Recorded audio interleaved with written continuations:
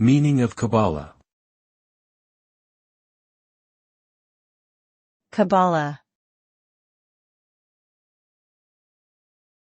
Kabbalah.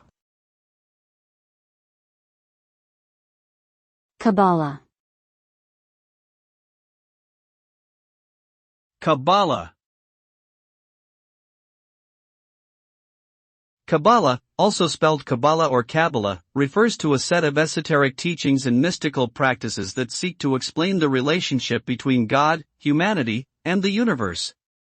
It originated in Jewish tradition, but has also been adopted by some non-Jewish spiritual seekers. Kabbalistic teachings often focus on the nature of divinity, the structure and meaning of the cosmos, and the spiritual journey of the individual seeking connection with the divine.